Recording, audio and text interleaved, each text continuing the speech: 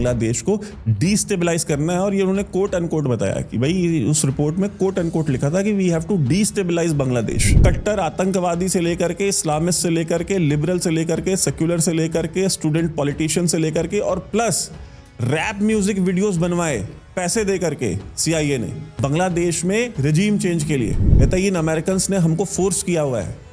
ये कहते हैं पॉपी के अलावा कोई भी प्लांट नहीं लगा सकते तुम, कहीं हमसे ज़बरदस्ती ये लगवाते हैं, हम नहीं लगाना चाहते।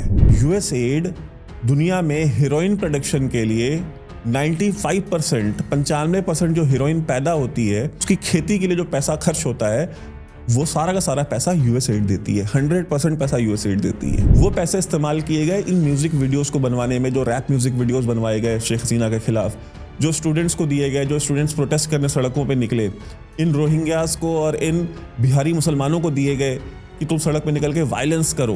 USIP ने पेपर लिखा था, पेपर इशू किया था कि पॉपी कल्टीवेशन यानी कि अफीम की खेती बंद नहीं होनी चाहिए अफगानिस्तान के अंदर। USAID $70 मिलियन हमास को देती है कॉन्डम खरीदने के लिए। इमेजिन कीजिए आप। जय हिंद दोस्तों, आप देख रहे हैं डिफेंस ऑफेंस। अगर वीडियो पसंद आए तो वीडियो को लाइक कीजिए, चैनल को सब्सक्राइब कीजिए और बेल आइकन दबाना बिल्कुल मत भूलिएगा। और अगर हमें सपोर्ट करना चाहते हैं तो स्क्रीन पे दिए हुए QR कोड को स्कैन करें, या आप हमें पेपल के थ्रू भी सपोर्ट कर सकते हैं। ये चैनल आपके ही सपोर्ट से चलता है और आपके ही सपोर्ट से चल सकता है। बहुत बहुत धन्यवाद। जय हिंद दोस्तों, आप सभी का स्वागत है। बहुत इंटरेस्टिंग वीडियो आज मैं लेके आया हूँ। बांग्लादेश में जो कू हुआ वो किस तरीके से हुआ, वहाँ पे किस किस तरीके से पैसे दिए गए, किसको किसको पैसे दिए गए, कितने दिए गए, और ये पूरा ऑपरेशन किन किन संस्थाओं के साथ मिलकर किया गया, और ये ऑपरेशन कब से प्लान हो रहा था। ये अचानक से नहीं हुआ, ये कई सालों से प्लान हो रहा था US के द्वारा, CIA के द्वारा। किस तरीके से हो रहा था, ये सारी की सारी डिटेल्स मैं नहीं बल्कि अमेरिकन एस्टैब्लिशमेंट के डोनाल्ड ट्रंप के करीबी माइक बेंज ने सारी डिटेल खोल के रख दी है।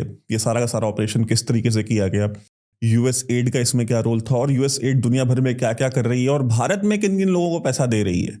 ये सारा का सारा उन्होंने डिटेल्स बताई हैं। और उन्होंने ये भी बताया कि किस तरीके से USAID का इस्तेमाल CIA करती है। ऐसे कौन से काम हैं जो CIA USAID का इस्तेमाल करके करती है, और दुनिया भर में जो रेजिम चेंज ऑपरेशंस हैं, नार्कोटिक्स, ड्रग्स, प्रोस्टिट्यूशन, बच्चों की स्मगलिंग अलग अलग देशों में।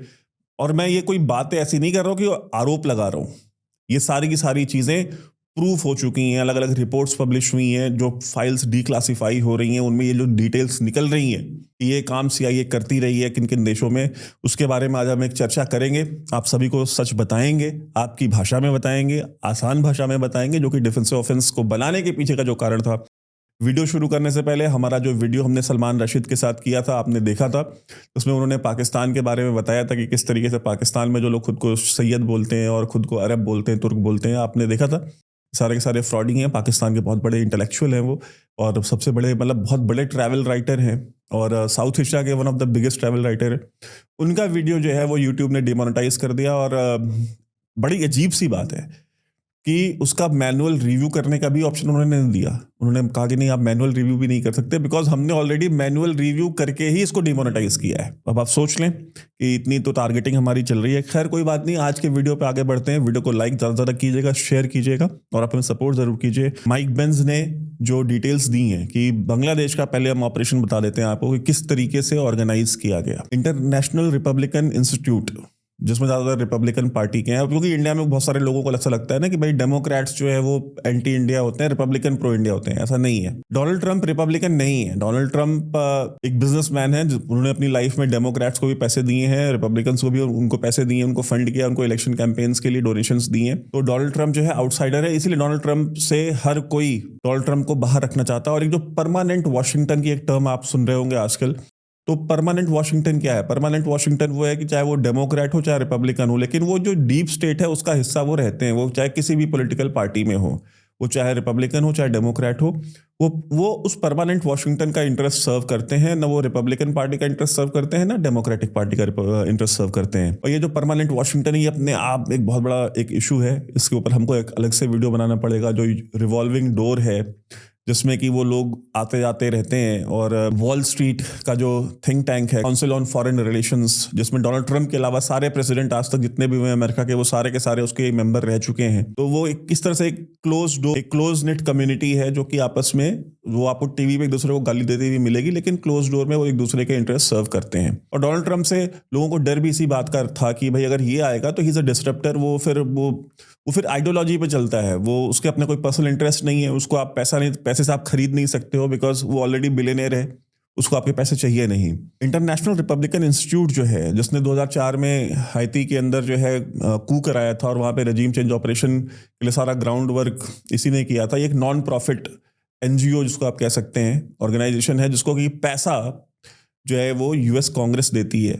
इसी तरीके से एक नेशनल डेमोक्रेटिक इंस्टीट्यूट भी है, वो उसमें सारे डेमोक्रेट हैं। तो ये बेसिकली काम क्या करते हैं, ये ग्राउंड वर्क रेडी करते हैं, ये बताते हैं दुनिया में कौन कौन से देशों में डेमोक्रेसी की ज़रूरत है और कहाँ कहाँ डेमोक्रेसी अच्छी है, कहाँ कहाँ डेमोक्रेसी अच्छी नहीं है, और अगर अच्छी नहीं है तो उसको बेहतर कैसे कर सकते हैं, और अगर डेमोक्रेसी नहीं है तो उसको वहाँ पे डेमोक्रेसी लेके कैसे आए, इसका सारा ग्राउंड वर्क रेडी किया जाता है इन इंस्टीट्यूट के द्वारा। उसमें सारे के सारे वही रिपब्लिकन और डेमोक्रेट्स ही, जो मेंबर ऑफ पार्लियामेंट, वहाँ के जो मेंबर ऑफ पार्लियामेंट या कांग्रेस या सेनेटर्स जो है वही उसके मेंबर होते हैं। तो 2019-20 में एक रिपोर्ट जो है इंटरनेशनल रिपब्लिकन इंस्टीट्यूट ने दी, और उस रिपोर्ट में उन्होंने लिखा कि भाई बांग्लादेश में जो गवर्नमेंट है शेख हसीना की, ये गवर्नमेंट जो है ये बेसिकली हमको नहीं चाहिए, ये डेमोक्रेटिकली हेल्दी गवर्नमेंट नहीं है, और इसको हटाना है। इसको हटाने के लिए जो जो काम करने हैं उन्होंने स्टेप वाइज स्टेप उन्होंने रिकमेंडेशंस लिख के दी कि हमको ये काम करने चाहिए ताकि शेख हसीना को हटा करके बांग्लादेश नेशनलिस्ट पार्टी जो बीएनपी है इसको सत्ता में लाया जा सके।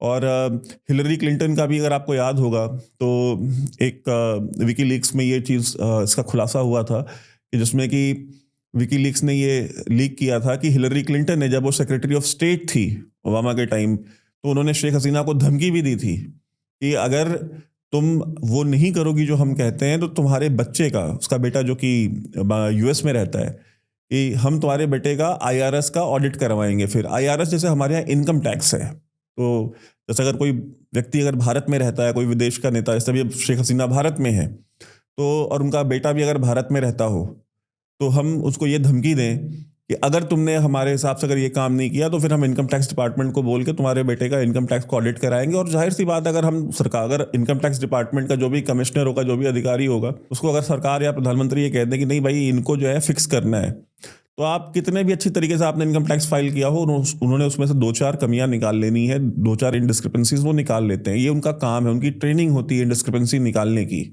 तो इनडिस्क्रिपेंसी निकाल लेंगे और निकाल करके फिर आपके खिलाफ मुकदमा करेंगे, आपको जेल में डालेंगे, आपको टॉर्चर करेंगे, और ये सारी चीजें, ये धमकी उन्होंने दी थी, ये विकीलीक्स में पहले भी आ चुका है। ये ऑपरेशन कम से कम तब से शुरू है, पहले इन्होंने इंटिमिडेट करने की कोशिश की जब सेक्रेटरी ऑफ स्टेट थी हिलरी क्लिंटन, वो नहीं हुआ तो फिर इंटरनेशनल रिपब्लिकन इंस्टीट्यूट से इन्होंने वो पॉइंटर्स बनवाए 2019 में कि भाई इसको हटा करके नई गवर्नमेंट बांग्लादेश बीएनपी की यानी बांग्लादेश नेशनल पार्टी की गवर्नमेंट आएगी कैसे, और उसके लिए इन्होंने जो काम किए वो क्या किए, और उसमें यूएस एड ने क्या रोल प्ले किया और वो इंडिया में क्या रोल प्ले कर रहा है, अभी अब इसकी बात कर लेते हैं। 170 एक्टिविस्ट, आप देखते हैं ना हमारे टीवी चैनल्स पे भी बहुत सारे आते हैं कि जी ये एक्टिविस्ट हैं, ये ह्यूमन राइट्स एक्टिविस्ट हैं, ये ट्रांसजेंडर राइट्स एक्टिविस्ट हैं, ये क्लाइमेट चेंज एक्टिविस्ट हैं, जैसे ग्रेटा थनबर्ग है वो क्लाइमेट की एक्टिविस्ट है। तो इस तरह दुनिया भर के जो एक्टिविस्ट हैं ना, आप कभी सोचते हैं कि एक्टिविस्टों का घर कैसे चलता है? मैं अब ये चैनल चला रहा हूँ, मेरा घर इस चैनल से चलता है। आप कहीं नौकरी करते होंगे,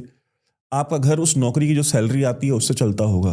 कोई इंसान कोई बिजनेस करता होगा, उसका घर उससे चलता होगा। और अगर किसी की नौकरी अगर 1 महीने के लिए चली जाए या 1.5 महीने के लिए, 2 महीने के लिए चली जाए, तो वो कितना क्राइसिस में आप आते हैं वो सिर्फ आप जानते हैं। या कोविड जैसा समय आ गया तो और आपकी दुकान बंद हो गई, आपका बिजनेस बंद हो गया, तो आपका घर कैसे चलता है उस दौरान वो आपसे बेहतर कोई नहीं समझ सकता। अगर आपकी कोई दुकान है या आप कोई बिजनेस करते हैं, वो टाइम आपने देखा, या कर्फ्यू लग जाता है कभी शहर में 4 दिन के लिए, 1 हफ्ते के लिए, तो उस समय में आपका घर चलाने में कितनी दिक्कतें आती। बट इन एक्टिविस्टों का घर कैसे चलता है? इनको सैलरी कहाँ से मिलती है? कौन है जो इनको पैसे देता है? लोग कहते हैं जी डोनेशन से चलता है, बट वो डोनेशन कौन दे रहा है? मैं तो नहीं दे रहा हूँ, आप भी नहीं दे रहे हैं, हमारे जितने देखने वाले हैं उनमें से कोई नहीं दे रहा है। तो उसके बावजूद इन एक्टिविस्टों का घर कैसे चलता है? इन एक्टिविस्टों का घर चलता है यूएस एड, जॉर्ज सोरोस की ओपन सोसाइटी फाउंडेशन, और यूएस एड से या जो स्टेट डिपार्टमेंट या सीआईए की जो बनाई हुई प्रॉक्सी एनजीओज हैं उनके दिए हुए पैसे से चलता है इनका घर। मेरा घर नहीं चलता है। मुझे पता है ना डोनेशन कितनी आती है, हम तो क्यूआर कोड लगा के बैठे, हमने पेपल दिया हुआ है, हमें पता है कितना आता है। इस पे आप घर क्या, इस स्टूडियो का बिजली का बिल नहीं दे सकता मैं। वी ऑल नो कि उसमें कितना पैसा आता है। और उसके बाद ये दावा करते हैं कि उस डोनेशन से ये न सिर्फ अपना घर चलाते हैं, अपनी वो एनजीओ भी चलाते हैं, और न सिर्फ चला रहे होते हैं, सालों साल चला रहे होते हैं और एक्सपैंड कर रहे होते हैं, अलग अलग शहरों में, विदेशों में दौरे कर रहे होते हैं, बिजनेस क्लास फ्लाई कर रहे होते हैं, अलग अलग देशों में जाकर के फोटोग्राफ डालते हैं, प्रोटेस्ट कर, बड़े बड़े प्रोटेस्ट ऑर्गेनाइज करते हैं। प्रोटेस्ट भी फ्री में नहीं ऑर्गेनाइज होते, कोई भी इंसान फ्री में आकर के आपके लिए सड़क पे नहीं खड़ा होता। इवन पॉलिटिकल पार्टीज को भी 2-4 पैसे देने पड़ते हैं अपने कार्यकर्ताओं को, तब वो कार्यकर्ता आते हैं। उनकी गाड़ियों में पेट्रोल भरवाती है वो पॉलिटिकल पार्टीज, तब वो उनकी रैलीज में जाते हैं। उनको ये गारंटी मिलती कि वहां पहुंचोगे तो वहां खाने को मिलेगा, इस पे जाते हैं वो। उनको आने जाने के लिए बस, गाड़ी, जीप, जो भी उनको ट्रांसपोर्टेशन का जो भी उनको सहयोग चाहिए वो सारा का सारा प्रोवाइड किया जाता है, तब वो जाते हैं। फ्री में कोई नहीं जाता। तो ये इतने बड़े बड़े प्रोटेस्ट कैसे ऑर्गेनाइज करा लेते हैं? शाहीन बाग कैसे लग जाता है और महीने दर महीने चलता रहता है, 1-1 साल 1.5 साल चलता है। किसान आंदोलन 2 साल 2.5 साल तक चलता रहा। वो कैसे चला? वो सब इसी तरीके से चलता है, क्योंकि उनको ये अलग अलग ऑर्गेनाइजेशंस पैसा देती हैं। अब ये पैसा कैसे देती हैं इसके बारे में हम आपको बताएंगे, लेकिन पहले बांग्लादेश का चैप्टर खत्म कर लेते हैं। तो इन्होंने 170 एक्टिविस्ट को एंगेज किया, उनको पैसे दिए। 304 खबरियों को, जो कि अलग अलग पॉलिटिकल पार्टीज, अलग अलग गवर्नमेंट डिपार्टमेंट्स के अंदर से खबरें ला करके देते थे इनको, उनको एंगेज किया इन्होंने बांग्लादेश के अंदर। 2 एथनिक माइनॉरिटी ग्रुप्स को इन्होंने एंगेज किया, उनको पैसे दिए कि भाई हम आपको सपोर्ट करेंगे। जैसे रोहिंग्या हो गए, उनमें एक रोहिंग्या थे, क्योंकि रोहिंग्या और जो बंगाली मुसलमान, जो कि प्रो पाकिस्तानी मुसलमान थे, जो कि जिनको कंट्रोल करके शेख हसीना ने रखा हुआ था, उनको एंगेज किया। वो बंगाली मुसलमान जो कि 1971 की लड़ाई में पाकिस्तान के साथ मिले हुए थे और बंगाली औरतों का रेप कर रहे थे, और पाकिस्तान आर्मी के साथ मिल करके खबरें देते थे उनको कि ये बांग्लादेशी जो है, ये नेशनलिस्ट लीडर यहाँ पे छुपा हुआ है, वो वहाँ पे छुपा हुआ है, ये भी इनका सपोर्टर है, ये भी बांग्लादेश की आज़ादी की बात करता है। उनकी खबरें देना, उनकी औरतों के बलात्कार करना पाकिस्तान सेना के साथ मिल करके। ये जो बंगाली मुसलमान थे, जो कि इंडिया से माइग्रेट करके बांग्लादेश गए थे, ईस्ट पाकिस्तान, उनको जो घेटोवाइज करके रखा हुआ था शेख हसीना ने, और उनकी सर्वेलेंस करती थी, वो उनको अपने घेटों के एरिया से निकल के बाहर नहीं रहने देती थी। कहते नहीं, इनको एक ही जगह पे रखो। और मैं तो बहुत सारों को फांसी भी दी उसने, जिसमें जमात इस्लामी वाले बहुत सारे थे, जिसको लेके पाकिस्तान ने बहुत सारा प्रोटेस्ट किया था। तो उनको एंगेज किया इन्होंने, और रोहिंग्यास को एंगेज किया कि भाई आप जो है स्ट्रीट्स में हमारी हेल्प करेंगे। उनको भी पैसे दिए इन्होंने। और उसी रिपोर्ट में लिखा कि हमको बांग्लादेश को डिस्टेबलाइज करना है, और ये उन्होंने कोट अनकोट बताया कि भाई उस रिपोर्ट में कोट अनकोट लिखा था कि we have to destabilise Bangladesh. और क्या किया? रोहिंग्यास को एंगेज किया, जो बिहारी मुसलमान है पाकिस्तान के, जो लॉयलिस्ट है बांग्लादेश में, उनको एंगेज किया। यंग स्टूडेंट ऑर्गेनाइजेशंस को एंगेज किया कि हम आपको भी पैसे दे रहे हैं, उनको पैसा दिया। LGBTQ कम्युनिटी, जो कि एक लिबरल ओपन माइंडेड कम्युनिटी है, उसको पैसा दिया। सो कॉल्ड लिबरल और so called open minded community, उसको पैसा दिया, उसको एंगेज किया। यानी people from all walks of life, कट्टर आतंकवादी से लेकर के, इस्लामिस्ट से लेकर के, लिबरल से लेकर के, सेक्युलर से लेकर के, स्टूडेंट पॉलिटिशियन से लेकर के, और प्लस रैप म्यूजिक वीडियोस बनवाए पैसे दे करके CIA ने बांग्लादेश में रजीम चेंज के लिए। और उनको कैटेगरी दी गई, कुछ लोगों को यह दिया गया कि भाई आप बनाएंगे कि भाई ये गवर्नमेंट जो है ये बहुत करप्ट है। कुछ को ये कहा गया कि भाई आप म्यूजिक बनाएंगे, रैप म्यूजिक, जिससे कि यूथ जो है वो भड़क करके सड़कों पे निकले। आपको अपील करनी है अपने रैप म्यूजिक में कि सड़कों पे निकलो। और एक ग्रुप को पैसे इस बात के दिए गए कि इस रजीम को ओवरथ्रो करो, ये करप्ट रजीम है, ये पपेट रजीम है। ये सारा का सारा काम CIA के द्वारा पैसा देके करवाया गया। ये बात मैं नहीं कह रहा हूं, ये डोनाल्ड ट्रंप के करीबी माइक बेंज ने बोला है कि ये सारी की सारी चीजें उनके पास डॉक्यूमेंट में अवेलेबल है, कि ये प्रूफ है उनके पास कि ये सारी चीजें किस किस तरीके से करवाई गई बांग्लादेश के अंदर। ये पैसा किसने दिया? कोई CIA का अपना बैंक अकाउंट नहीं है, या कैश में पेमेंट ऐसे नहीं की गई। ये जो US एड है, US एड के द्वारा ये सारा काम कराया गया, क्योंकि US एड का जो बजट है वो 3 गुना है CIA से। और US एड का इस्तेमाल CIA करती है अपने इन रजीम चेंज ऑपरेशंस के लिए, अपने इन सारे गलत कामों को करने के लिए। जैसे फॉर एग्जाम्पल, एक छोटा सा एग्जाम्पल दे देता हूं आपको। अफगानिस्तान, ये बात मैं नहीं कह रहा हूं, जॉन किरियाकू CIA के एनालिस्ट थे, पाकिस्तान के अंदर पोस्टेड रहे, अफगानिस्तान के अंदर पोस्टेड रहे, पाकिस्तान के अंदर काउंटर टेररिज्म डिपार्टमेंट के हेड थे ये CIA की तरफ से। जॉन किरियाकू ऑन रिकॉर्ड है, उन्होंने ये बात बोली कि, और वो विसल ब्लोअर हैं बाय द वे, उनको बोला, उन्होंने बताया ये चीज ऑन रिकॉर्ड कि Afghanistan used to be net exporter of food grains. यानी अफगानिस्तान सिर्फ अनाज एक्सपोर्ट करता था, 100% अनाज का एक्सपोर्ट था अफगानिस्तान से। लेकिन जब अमेरिका वहां पहुंचा तो दुनिया की 95% हेरोइन अफगानिस्तान से एक्सपोर्ट होने लग गई, जो कि आज तक हो रही है जब हम ये वीडियो बना रहे हैं। दुनिया की 95% हेरोइन। बोले कि मैं पहुंचा वहां पे, जब मैं वहां अफगानिस्तान में पोस्टेड था, मैं गया तो जहाँ पे पॉपी प्लांटेशन थी, जहाँ पे ये हेरोइन के लिए जो पॉपी प्लांट्स लगाए जाते हैं, कि जब मैं वहाँ पहुँचा तो वहाँ जो किसान थे जो उनकी खेती कर रहे थे, मैंने उनसे बोला, मैंने कहा यार तुम ये पॉपी क्यों लगाते हो, तुम इसकी जगह अनाज लगाओ, तुम ड्राई फ्रूट्स लगाओ, तुम्हारी तो कंट्री ड्राई फ्रूट्स पे तो तुमको ज़्यादा रिटर्न मिलेगा, तुम ये पॉपी क्यों लगाते हो। उन्होंने कहा कि मुझसे उस अफगान फार्मर ने बोला कि ये अमेरिकन जो हैं, कहता है इन अमेरिकन ने हमको फोर्स किया हुआ है, ये कहते हैं पॉपी के अलावा कोई भी प्लांट नहीं लगा सकते तुम, कहीं हमसे जबरदस्ती ये लगवाते हैं, हम नहीं लगाना चाहते। ये बात उस किसान ने उनको बोली है। कहा कि जैसे ही मैं उससे ये बातें कर रहा था तब तक वहां पे जो यूएस आर्मी के जो मिलिट्री कमांडर्स थे वो मेरे पास आ गए। उन्होंने कहा कि भाई हमको वी हैव टू लीव। तो मैंने उसको बोला यार let me just talk to him for 2 minutes, क्या मैं 2 मिनट बात कर लूँ उससे। और कहते नहीं हमको निकलना पड़ेगा, हमको निकलना है, यहाँ नहीं रुक सकते बिल्कुल। क्या अचानक से फिर वो मुझे वहां से लेकर के गए, क्या मैंने उसको लेकर के लेटर भी लिखा और उसके ऊपर कुछ भी नहीं हुआ। And I was told to keep my mouth shut. उससे बोला कि अपना मुंह बंद रखो, जो काम के लिए भेजा गया वो काम करो, इन चीजों में मत पड़ो।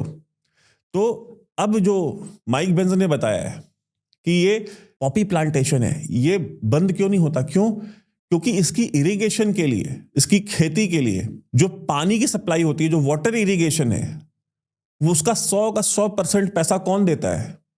वो यूएसएड देता है। यूएसएड दुनिया में हेरोइन प्रोडक्शन के लिए 95% जो हेरोइन पैदा होती है उसके लिए, उसकी खेती के लिए जो पैसा खर्च होता है वो सारा का सारा पैसा यूएसएड देती है। 100% पैसा यूएसएड देती है। इमेजिन कीजिए आप, एक तरफ बांग्लादेश में रजीम चेंज, दूसरी तरफ अफगानिस्तान में अफीम की खेती, हेरोइन का प्रोडक्शन, और ग्वाटेमाला में जितने भी ये चाइल्ड स्मगलिंग होती है, बच्चों की स्मगलिंग होती है फॉर सेक्सुअल अब्यूज, उनका सेक्सुअल अब्यूज करने के लिए उसको कौन फंड करता है, उसके लिए पैसे कौन देता है? वो भी यूएसएड देती है उन बच्चों की स्मगलिंग के लिए। ये भी मैं नहीं कह रहा हूं, ये भी सारी चीजें अमेरिका से रिपोर्ट्स में पब्लिश हो चुकी हैं। और जितनी भी एनजीओज हैं जो इन कामों में इन्वॉल्व्ड हैं, वो या तो यूएस एड द्वारा फंडेड है या स्टेट डिपार्टमेंट अमेरिका का जो है उसकी किसी दूसरी एनजीओ जो जिनको वो फंड करते हैं उनके द्वारा स्पॉन्सर्ड है। उन्होंने बताया कि जो यूएस डीप स्टेट है, यानी प्रेसिडेंट बाइडन ने, उन्होंने कहा कि भाई प्रेसिडेंट बाइडन ने तो ऑन रिकॉर्ड, और उनकी पूरी एस्टैब्लिशमेंट, उनके सेक्रेटरी ऑफ स्टेट और उनके जितने भी क्लोज एसोसिएट्स थे, जितने एडवाइजर्स हैं, वो सारे के सारे ऑन रिकॉर्ड है इस बात पे। उन सब ने ऑन रिकॉर्ड ये चीज बोली है, भाई पॉपुलिज्म जो है वो थ्रेट टू डेमोक्रेसी है। दुनिया के में लोकतंत्र के लिए खतरा है पॉपुलिज्म।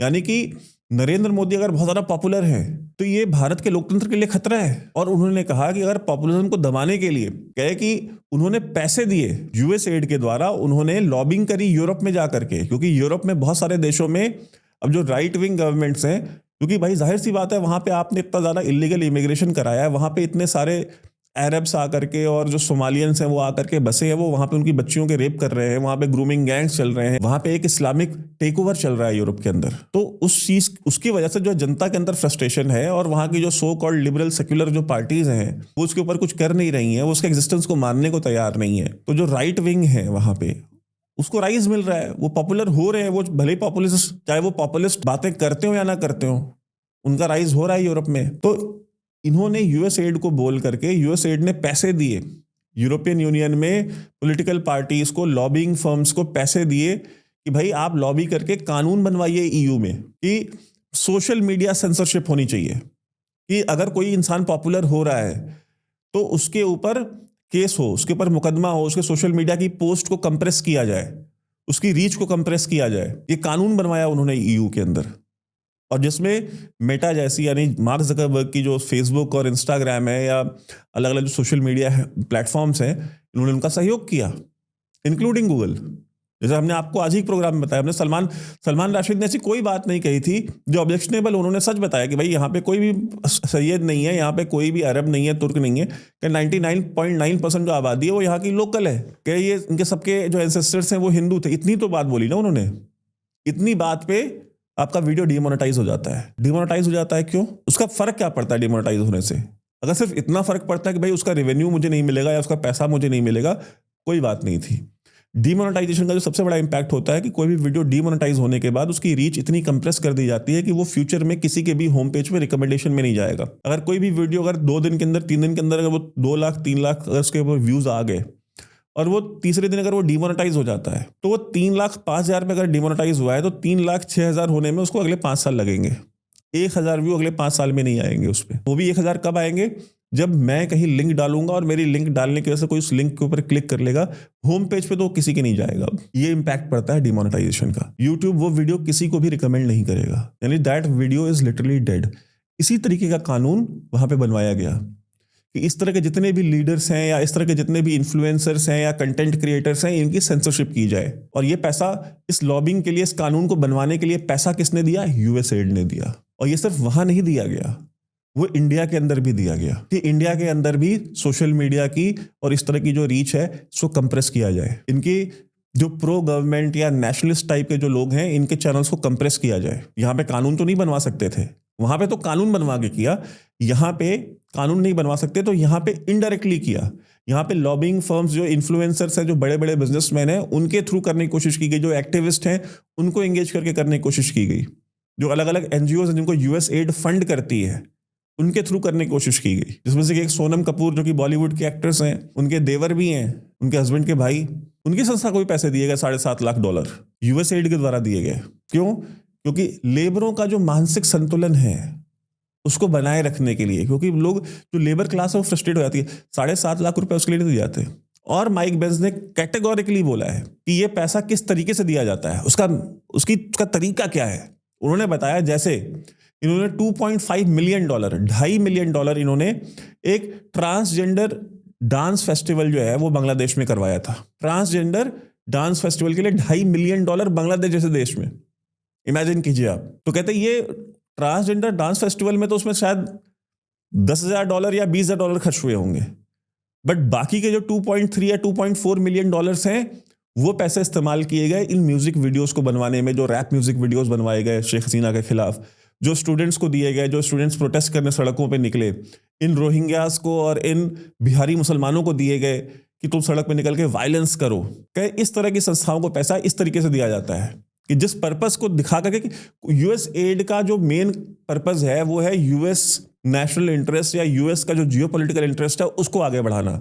तो वो कहीं भी पैसा लगाते हैं, कहीं भी पैसा खर्च करते हैं, उसका हमेशा डुअल नेचर होता है। उसका 2 पर्पस होता है। एक on the face of it कि हम दिखा किस ले रहे हैं कि भाई हम मजदूरों की अपलिफ्टमेंट के लिए पैसा दे रहे हैं, लेकिन उसका शायद 5% भी उस काम पे नहीं खर्च होता।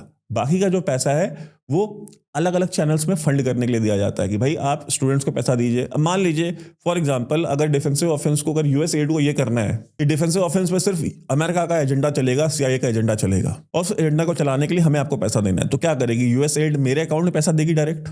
नहीं देगी, और मैं लूंगा भी नहीं, जाहिर सी बात है, वरना फिर तो डायरेक्ट ट्रेल हो गया ना भाई हमने यूएस एड से पैसा लिया और इस काम के लिए लिया। क्या करेंगे? यूएस एड किसी भारत की एनजीओ को पैसा देगी, उस भारत की एनजीओ को पैसा देगी, और वो एनजीओ राष्ट्रीय सुरक्षा के नाम पे कि भाई हम इंडिया की नेशनल सिक्योरिटी को मजबूत बनाने के लिए या जनता में नेशनल सिक्योरिटी या जियोपॉलिटिक्स के अवेयरनेस को बढ़ाने के लिए हम $1 लाख दे रहे हैं, उसमें से उन्होंने उठा करके $1 लाख मुझे दे दिए। अब उस $1 लाख में से अब $1 लाख अकेले मुझे तो नहीं मिले, मेरे से 2-4 और लोगों को देंगे। तो हर किसी को उन्होंने यूएसएड ने डायरेक्टली पैसा नहीं दिया, उन्होंने एक एनजीओ को दिया। उस एनजीओ ने अवेयरनेस बढ़ाने के लिए, जागरूकता बढ़ाने के लिए आप लोगों के, भारतीयों के बीच में राष्ट्रीय सुरक्षा को लेकर के या जियोपॉलिटिक्स को लेकर के उन्होंने मुझे पैसे दिए, मेरे से 2-4 और लोगों को दिए।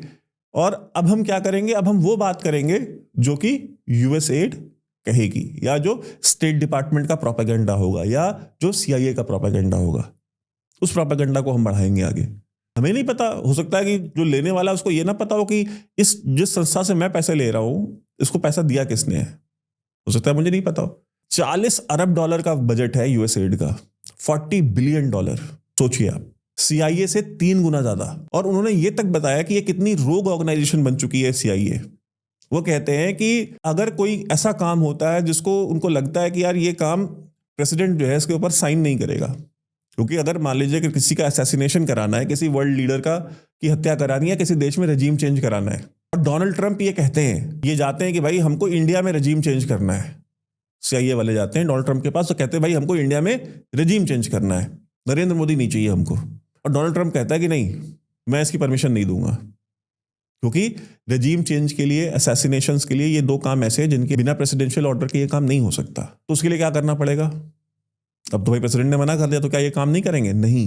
ये इतनी रोग ऑर्गेनाइजेशन हो चुकी है CIA कि ये फिर जाते हैं अपने भाइयों के पास US एड में कि यार हमको हाँ इंडिया में रजीम चेंज करना है, और एक काम करो, ये ऑपरेशन है, इनको पैसे देने हैं, इतने पैसे देने हैं, इस तरीके से पैसा फंड करना है, ये चैनल है, ये हमारे एसेट्स हैं, इनको इतना पैसा देकर ये काम कराना है। US एड क्या करेगी कि भारत के अंदर ह्यूमैनिटेरियन एड के नाम पे, क्योंकि US एड अकाउंटेबल नहीं है to the president of United States, वो उनको जवाबदेह नहीं है, ना उसको परमिशन चाहिए उनकी।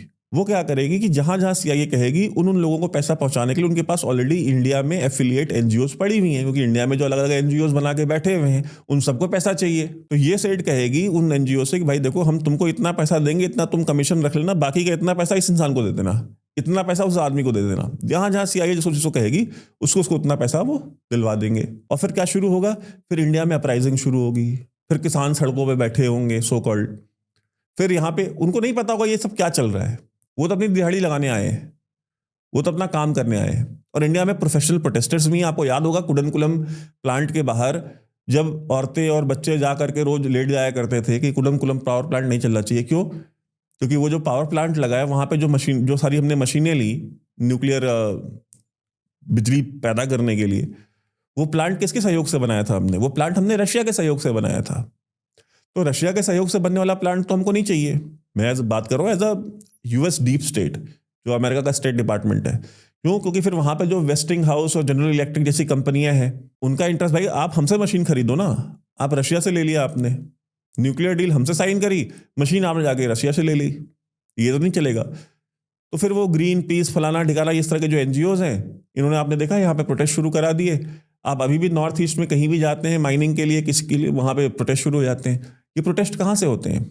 ये इसी तरह से US एड जैसी संस्थाएं भारत में बैठी हुई संस्थाओं को पैसा देती हैं, भाई आप ये कराइए। और मैं तो आपको मतलब एक बहुत छोटा सा एग्जांपल देता हूँ। United states institute of peace, USIP नाम की संस्था है अमेरिका में, मतलब स्टेट डिपार्टमेंट के जस्ट बगल में उसका ऑफिस है, एक नॉन प्रॉफिट NGO है। उसको यूनाइटेड स्टेट्स, मतलब जो US का टैक्स पेयर है, वो साल के $56 मिलियन देता है। भाई स्टेट डिपार्टमेंट उसको $56 मिलियन साल का देती है एक थिंक टैंक चलाने के लिए। USIP ने पेपर लिखा था, पेपर इशू किया था कि पॉपी कल्टीवेशन यानी कि अफीम की खेती बंद नहीं होनी चाहिए अफगानिस्तान के अंदर। क्यों? क्योंकि अगर ये बंद हो गई तो वहां पे एक बहुत बड़ा इकोनॉमिक क्राइसिस खड़ा हो जाएगा, एक ह्यूमैनिटेरियन क्राइसिस खड़ा हो जाएगा। इस पेपर के बेसिस पे जो है उसे कल्टीवेशन के लिए US एड हर साल बिलियंस ऑफ डॉलर्स देती है, पानी सप्लाई करने के लिए, उसकी खेती के लिए। ये जो सारा पैसा है, ये सारा पैसा कहाँ जाता है? ये जो अनअकाउंटेड मनी जनरेट होती है, जो कैश जनरेट होता है ये हीरोइन स्मगलिंग से, जो hundreds of billions of dollars की जो हीरोइन हर साल स्मगल होती है, इसका एक कैश का जो कंपोनेंट है वो कहाँ यूज होता है? वो CIA यूज करती है अपने रेजिम चेंज ऑपरेशंस के लिए, बांग्लादेश की तरह, जो कि इंडिया में कराने की कोशिश की गई थी। जब किसान घुसे थे, मैं ये बात पहले बता चुका हूं, आज फिर बता रहा हूं जिन्होंने नहीं सुनी है उनके लिए। जब किसान लाल किले पे चढ़े थे और आकर के दिल्ली में पुलिस वालों को मार रहे थे, उनकी सिर्फ और सिर्फ एक कोशिश थी, वो अटेम्प्ट ये था कि कोई पुलिस वाला एक गोली चला दे, बस एक गोली चल जाए और 2-4 लोग मर जाए। उसके बाद इस पूरे देश में एक अपराइजिंग करा करके, जैसा बांग्लादेश में रजीम चेंज हुआ उसी तरह का रजीम चेंज इंडिया में करा लेंगे, ये प्लान था। लेकिन इंडियन जो स्टेट है उसने समझदारी दिखाई। आप लोग कह सकते हैं, बहुत सारे लोग नाराज भी थे कि भाई मोदी जी अपीजमेंट कर रहे हैं, मोदी जी अपीजमेंट कर रहे हैं, मोदी जी ने क्यों नहीं उनको मारा, मोदी जी ने क्यों नहीं उनको भगाया। वही तो वो चाहते थे उस दिन कि एक गोली चल जाए बस, उसके बाद वो आपस में ही 2-4-10 को मार देते, वो कोई दिक्कत नहीं थी। और पूरे देश में, पूरी दुनिया में नैरेटिव बना लेते कि भाई राजधानी के अंदर पीसफुल प्रोटेस्टर्स के ऊपर गोलियां चली, टियानामेन स्क्वायर टाइप का एक पूरा माहौल बना दिया जाए पूरी दुनिया में। उस दिन किसी भी पुलिस वाले को अपनी जो गवर्नमेंट इशूड जो रिवॉल्वर होती है या पिस्टल होती है वो तक रखने की परमिशन नहीं थी। उस दिन सरकार ने वो तक उतरवा ली थी। उन्होंने कहा सिवाय डंडे के किसी के हाथ में कुछ नहीं होगा। सरकार ने बर्दाश्त कर लिया। अगर उस दिन सरकार एक जरा सी गलती करती, इस देश में भी रजीम चेंज हो चुका होता, क्योंकि उसका पर्पस वही था। मुझे नहीं पता आप लोगों में से कितने लोगों ने bank of credit and commerce international के बारे में सुना होगा या नहीं सुना होगा। 1972 में एक बैंक बना था ये। आगा हसन आबिदी मेरे ख्याल से नाम था उसका, जो फाउंडर था। रहने वाला वो लखनऊ का ही था, बट पार्टीशन के बाद पाकिस्तान चला गया था। पाकिस्तान में आज भी एक बहुत बड़ा बैंक है, यूनाइटेड बैंक लिमिटेड, मेरे ख्याल से यूबीएल नाम है उसका। उसने 1972 में इस बैंक की इसने स्थापना की थी। इसका काम ही यही था कि जितना भी ड्रग मनी वहाँ से जनरेट हो रहा था अफगानिस्तान से, वो सारा का सारा पैसा, वो जो हेरोइन का पैसा और ड्रग्स का पैसा था, उस पैसे को ये लग्जमबर्ग में इसने उसका हेडक्वार्टर बनाया था और दुनिया भर के 100 से ज़्यादा देशों में इसने इसकी ब्रांचेस खोली थी। उसमें सारा के सारा उसने पैसा जो है वो मनी लॉन्ड्रिंग का काम करता था कि वो जो ड्रग मनी थी उसको उसमें डाल करके उसको क्लीन करके और अलग अलग चैनल्स में घुमाने का काम था उसका। वो एक बहुत बड़ा स्कैंडल है, उसके ऊपर तो एक अलग ही वीडियो, उसके ऊपर तो वीडियो का, उसके ऊपर तो डॉक्यूमेंट्री बननी चाहिए, वो जो पूरा स्कैंडल था। और वो भी इसलिए बनाया गया था, वो CIA की मर्जी से बना था। वो आगा हसन आबिदी की अपना खुद का कोई इनिशिएटिव नहीं था। CIA और ISI ने मिल करके वो बैंक बनवाया था। उसमें वो सारे पैसे घुमाते थे, billions of dollars, hundreds of billions of dollars साल के, सिर्फ ड्रग मनी के। तो अब वो बैंक तो बंद हो गया, बट पैसा तो अभी भी जनरेट हो रहा है। तो पैसा कहाँ जा रहा है? वो इन्हीं रेजिम चेंज ऑपरेशंस में जा रहा है। और ये सारी की सारी बातें जो हमने आपको आज बताई हैं, ये बातें न मेरा कोई क्लेम है, न मेरी कोई एनालिसिस है, मैंने एज इट इज़ आपको बता दी है कि जो डोनाल्ड ट्रंप एडमिनिस्ट्रेशन के जो क्लोज लोग हैं उन्होंने आके ऑन रिकॉर्ड बताया है। US एड $70 मिलियन हमास को देती है कॉन्डम खरीदने के लिए। इमेजिन कीजिए आप, $70 मिलियन साल का कॉन्डम खरीदने के लिए हमास के टेररिस्ट को। आप बांग्लादेश से लेकर के फिलिस्तीन से लेकर के हाइती से लेकर के सोमालिया से लेकर इंडिया से लेकर के आप दुनिया के किसी भी कोने में चले जाइए, CIA आपको इस तरह की हरकतें करते हुए मिल जाएगी। और मैं तो डिमांड करूंगा गवर्नमेंट से कि US एड को बैन किया जाए इंडिया के अंदर, उसको टेरर फंडिंग की ऑर्गेनाइजेशन के उसमें डाला जाए। आप बिलीव करेंगे कि ये जो सीरिया में रेजीम चेंज हुआ है, इसमें US एड ने पैसा दिया है। सीरिया में ये जो जोलानी, जो कि वहां पे, जो कि असली नाम गोलानी है, जो वहां पे अब हेड ऑफ स्टेट बन के बैठा हुआ है, इसकी ऑर्गेनाइजेशन को, अलकायदा को पैसा देने के लिए US एड ने ह्यूमैनिटेरियन एड के नाम पे वहां पे पैसा दिया है इसके फाइटर्स को लड़ने के लिए। मैंने कहा ना कि कोई भी इंसान, चाहे वो एक्टिविस्ट हो, चाहे वो प्रदर्शनकारी हो, चाहे आतंकवादी हो, फ्री में कोई नहीं लड़ता, फ्री में कोई काम नहीं करता। तो उनको जो पैसा चाहिए था, उनको जो गेयर्स खरीदने थे, उन सब के लिए पैसा किसने दिया? US एड ने दिया पैसा उनको। तब रेजिम चेंज हुआ है सीरिया के अंदर, जहां पे सीरिया के ऑफिसर्स को लड़ने के लिए दिन के $25 $30 मिल रहे थे, उनकी सैलरी जितनी थी। जोलानी के फाइटर्स को दिन के $1000 $2000 मिल रहे थे। तो कौन ज़्यादा मोटिवेटेड होगा? उन्होंने पैसा दे करके उसके जो एरिया कर्नल्स थे, ब्रिगेडियर्स थे, जनरल्स तक असद रेजिम के, उन्होंने खरीद लिए पैसा दे करके, क्योंकि उनको इतना पैसा दे दिया कि वो रिटायरमेंट के बाद तक उनको उतना पैसा नहीं मिलता कभी। सारे कमांडर्स ही खरीद लिए। हो गया रेजिम चेंज। सारे काम US एड करती है। तो हमारी भी देश की सरकार को सोचना चाहिए कि हम कब तक इस चीज़ को बर्दाश्त कर सकते हैं। और US एड जैसी संस्थाओं को, और जो लोग US एड से पैसा जिन्होंने लिया है, जिन संस्थाओं में, चाहे वो सोनम कपूर का देवरी क्यों ना हो, इन सबको पकड़ो, इन सबको पकड़ के पूछताछ करो, उनको जेल में डालो। ये दीमक है, ये पैरासाइट हैं, ये इस देश को अंदर से खा रहे हैं। इंडिया में जितनी भी मिशनरीज हैं, जितना भी कन्वर्जन हो रहा है, इन सब को पैसा US एड देती है। इसके ऊपर हम एक अलग से वीडियो बनाएंगे। इसके ऊपर भी एक रिपोर्ट आई हुई है। हम दोनों को काज क्लब नहीं करना चाहते थे, ये फिर बहुत ज़्यादा लंबा वीडियो हो जाएगा, बहुत ज़्यादा कंफ्यूजिंग भी हो जाएगा। उसके ऊपर हम अलग से वीडियो बनाएंगे किस किस तरीके से अलग अलग NGOs को, क्रिश्चियन NGOs को, इंडिया में चर्चेस को पैसा दिया गया है US एड के द्वारा, प्रॉक्सी NGOs के थ्रू। तो आप सभी जुड़े, आप सभी का बहुत बहुत धन्यवाद। सब्सक्राइब जरूर कीजिएगा और वीडियो को लाइक जरूर कीजिए, हमें सपोर्ट जरूर कीजिए। चैनल आपके सपोर्ट से चलता है और आपके सपोर्ट से चल सकता है। और ज्वाइन का बटन भी डिफेंस ऑफेंस से हमने एक्टिवेट किया। आप जिस भी कैपेसिटी में ज्वाइन कर सकते हैं, ज्वाइन भी कीजिए। बहुत बहुत धन्यवाद।